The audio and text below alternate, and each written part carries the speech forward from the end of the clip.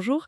Alors, quand on est indépendant ou une petite entreprise, la question de comment trouver des clients, c'est vraiment clé. Surtout avec un budget et du temps souvent limité. C'est un peu la jungle, comment on s'y retrouve? C'est vrai que c'est pas simple. En fait, on peut voir ça sous trois grands angles si tu veux. Il y a ceux qui cherchent activement, là, maintenant, typiquement via Google. Oui? Ensuite, il y a l'approche où on construit sa visibilité, sa relation. Ça, c'est plutôt les réseaux sociaux. Et enfin, le contact direct, le bon vieux relationnel. D'accord. Commençons par cette intention immédiate. Google Ads, le SEO, l'idée c'est d'être là pile au moment où la personne cherche, c'est ça? C'est exactement ça. Avec Google Ads, tu peux apparaître très vite. Quelqu'un tape plombier urgence Lyon, hop, ton annonce peut être là. C'est super pour tester une offre, voir s'il y a une demande. Bon, le truc c'est que chaque clic a un coût. Et le SEO, donc le référencement naturel, c'est la même logique de recherche, mais ça sonne plus long terme, plus compliqué peut-être? Oui, ça demande plus de temps, c'est sûr. Il faut créer du contenu, optimiser son site, c'est un travail de fond. Mais attention, on peut avoir des résultats plus vite qu'on pense, surtout en local. Optimiser sa fiche Google, cibler des recherches très précises. Ça peut amener des contacts sans attendre des mois. C'est un investissement, mais après, le trafic est, entre guillemets, gratuit. D'accord, je vois. Donc ça, c'est pour capter la demande existante. Mais comment on fait pour se faire connaître avant, pour créer le besoin ou l'envie? C'est là que les réseaux sociaux entrent en jeu, j'imagine. Exactement. Là, on n'est plus dans la réponse à une recherche immédiate. On va plutôt pousser du contenu vers une audience qu'on a ciblée.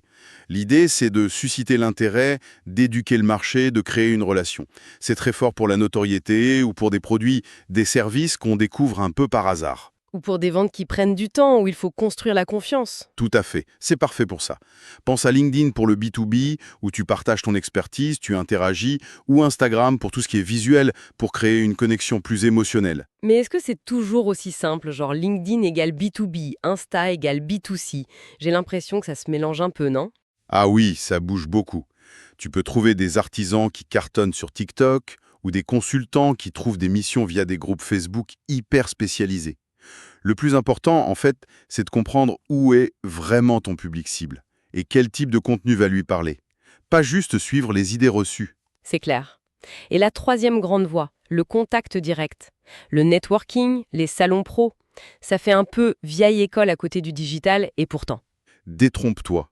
Le relationnel, ça reste hyper puissant. Surtout quand tu vends des services complexes ou chers. La confiance qui vient d'une recommandation, d'une rencontre en personne, c'est difficile à battre. Ça prend du temps, oui, c'est sûr, le networking, mais les prospects sont souvent de très très haute qualité. Et les salons, c'est un peu du networking, mais en mode intensif sur 2-3 jours. C'est un peu ça, oui. L'avantage, c'est que tu peux rencontrer énormément de monde ciblé en très peu de temps.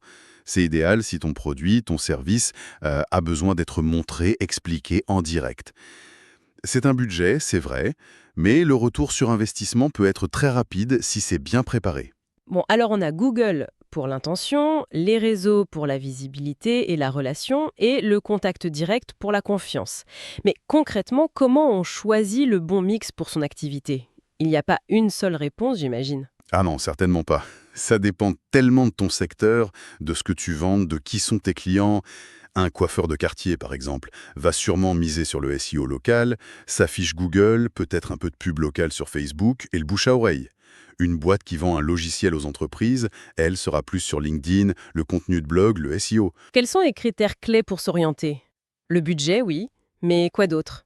Le cycle de vente est essentiel. Est-ce que les gens achètent vite ou est-ce un long processus? Ta propre maturité aussi. Est-ce que tu testes une idée ou tu veux accélérer la croissance? Et le budget, bien sûr.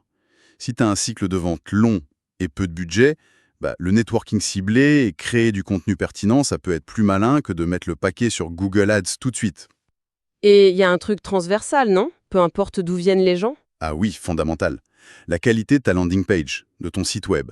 Tu peux avoir le meilleur trafic du monde si quand les gens arrivent, c'est pas clair, c'est compliqué, ils repartent aussitôt. C'est crucial. Le fameux tout ça pour ça. On attire les gens, mais la boutique est pas prête à les accueillir. Exactement. Ton message doit être limpide, l'offre facile à comprendre et l'appel à l'action évident. Souvent, l'argent est mieux investi là au début avant même de chercher à attirer des foules. D'accord. Alors, disons qu'on a identifié un ou deux canaux qui semblent prometteurs. Quelle est l'approche pour démarrer sans se cramer ou se disperser? Tester, mesurer, ajuster. C'est vraiment la clé. On commence petit, par exemple un petit budget test sur Google Ads, juste pour voir si les mots-clés qu'on vise amènent des clics pertinents pour valider le message. Ou alors choisir 2 ou 3 événements de networking très ciblés, y aller et voir ce que ça donne. Mais surtout, définir avant comment on va savoir si ça a marché. Les fameux indicateurs CPL, CAC. Coût par lead, coût d'acquisition client. Ça peut faire un peu peur au début. Oui, mais on peut commencer simple. Pas besoin d'une usine à gaz. Une feuille de calcul, ça suffit. Combien j'ai dépensé sur ce canal ce mois-ci? Combien ça m'a rapporté de contacts qualifiés, de leads ou de clients directs? Ça te donne un premier coût d'acquisition. Ok, Et après, tu essaies d'estimer combien un client te rapporte en moyenne sur la durée. Ce qu'on appelle la LTV, la Lifetime Value. Si ce que le client te rapporte, LTV, est bien plus élevé que ce qu'il t'a coûté à acquérir, CAC, alors le canal est probablement rentable. C'est cette logique simple qui doit guider. d'accord. Donc tester petit, mesurer simplement. Et l'étape d'après? Si les tests sont bons, t'optimises ce qui marche, t'affines tes pubs, ton ciblage, ton approche réseau. Et là, tu peux éventuellement ajouter un deuxième canal, mais doucement. Puis une fois que tu es sûr de la rentabilité, tu peux commencer à investir plus sérieusement sur les canaux qui performent. C'est progressif, quoi.